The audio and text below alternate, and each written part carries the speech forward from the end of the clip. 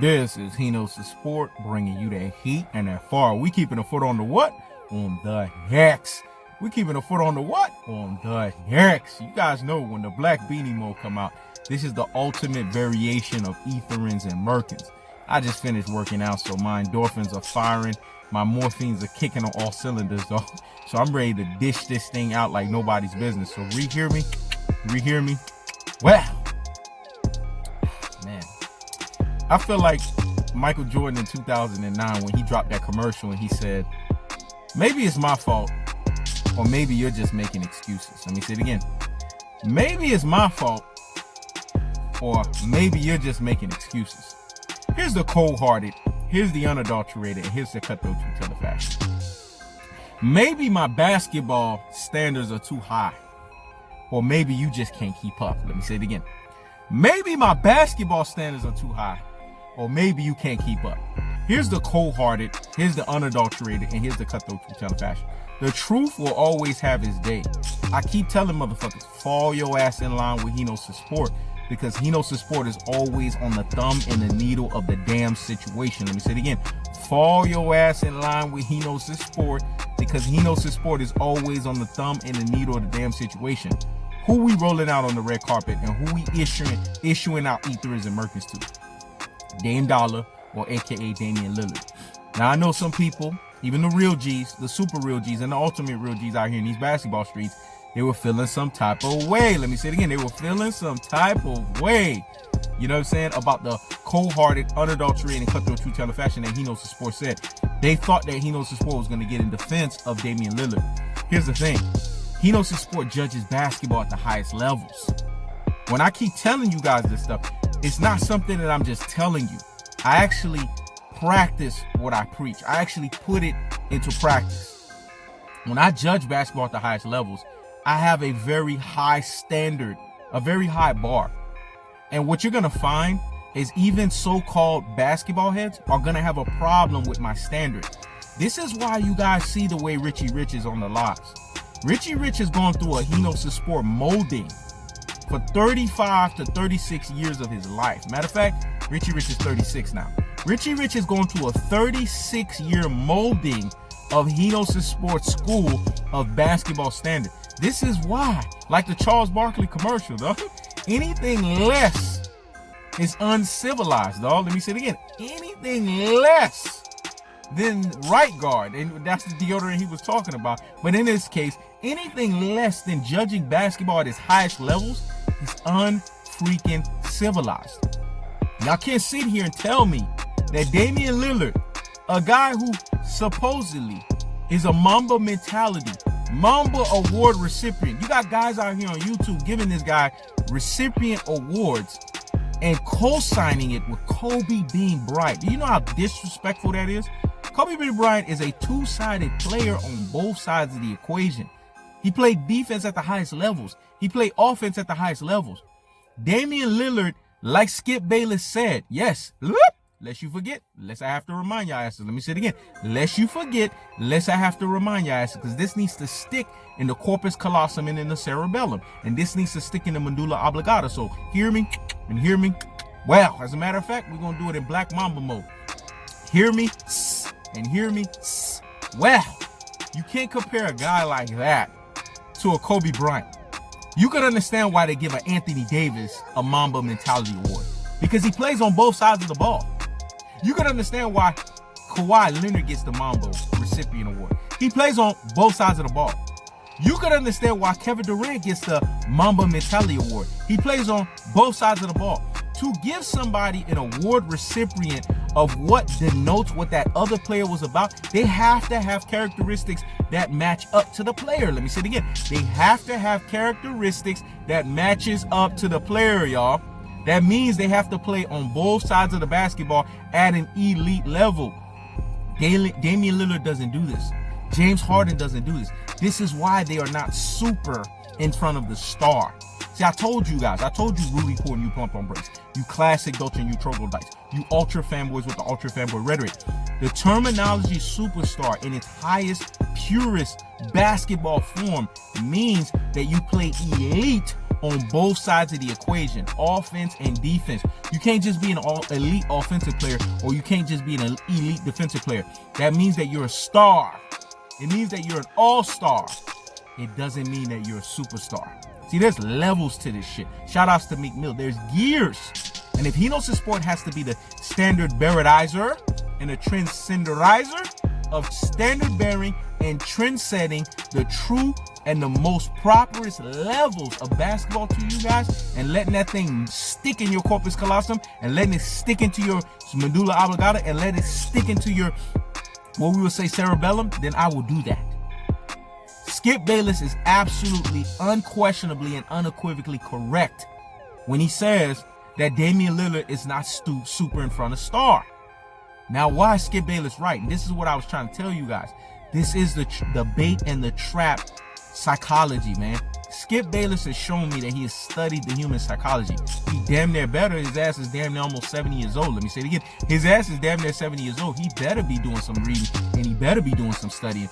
Damian Lillard is showcasing you guys. He's missing a few screws up here, and he fell for the old school three-dimensional thinking ability of bait and trap. It's a human psychology to where you say something that's undeniably true about the person.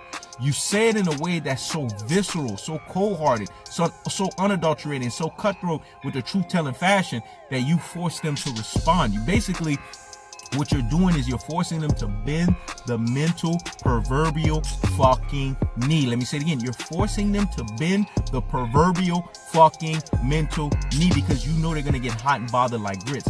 Damian Lillard has always been hot and bothered like grits because his name has not always been mentioned in the likes of a LeBron James, has not been mentioned in the likes of a Kevin Durant, hasn't been mentioned in the likes of a Kyrie Irving, hasn't been mentioned in the likes of a Giannis Antetokounmpo, hasn't been mentioned in the likes of a Stephen Curry. You know why? Because he's hot and bothered like grits, because he's not mentioned in the ranks of those guys. Now, him and Stephen Curry, they're on the same level because they're stars, and Kyrie Irving. Yes, Kyrie Irving is a star because he doesn't play defense on the other side of the ball. Yes, and I could argue that with any damn body.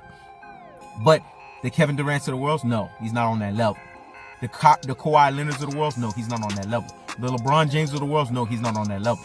The reason why he's not on these guys' level, Anthony Davis, he's not on that level, because these guys are what we call two-way players, and they play it at the highest levels. When Damian Lillard came out of his freaking mouth and fashioned his mouth to say that LeBron James is the best player in the world, he has been completely renounced. I might even have to pull his star tag from him, because true competitors, they don't kiss somebody's derriere. They don't kiss their ass. They come after them. Anyone that understands basketball at the highest levels, because I see that it's hard pressed to find folks that understand this game at the highest levels. Even those that give the impression but lack the fullness thereof. Let me say it again. Even those that give the impression but lack the fullness thereof of judging basketball at the highest levels, they're making excuses because they like somebody. We're not here to like people. This is not a popularity contest. This is a contest of judging these basketball players at their truest and their most proper levels. Let me say it again. This is not a popularity contest. This is not a contest for us to say, oh, because we like Dame Dollar. Oh, because we like Carmelo Anthony. No. If it was all about that, then yeah, they'd get A+ all across the board. It's about their basketball games. We can't sit here and act like we didn't see Michael Jeffrey Jordan play this basketball game. We can't sit here and act like we haven't seen Kobe Bean Bryant play this basketball game. We can't sit here and act like we're not seeing Kevin Durant operate in the way that he's operating at. And then we're going to sit here and bring our standards of basketball down? No siree, basketball forbid. Let me say it again. No siree, basketball forbid. We don't do that over here. Like I said before, and I'm going to say it again in recap fashion. Maybe my basketball standards are too high. Maybe y'all motherfuckers can't keep up. Let me say it again. Maybe my basketball standards are too fucking high. Or maybe you motherfuckers can't keep up. And I think the latter is true. You motherfuckers can't keep up. Because Skip Bayless is right. What has Damian Lillard done that has been something emphatic in the playoffs for us to remember? Just last year, he got rammelanged by the Golden State Warriors.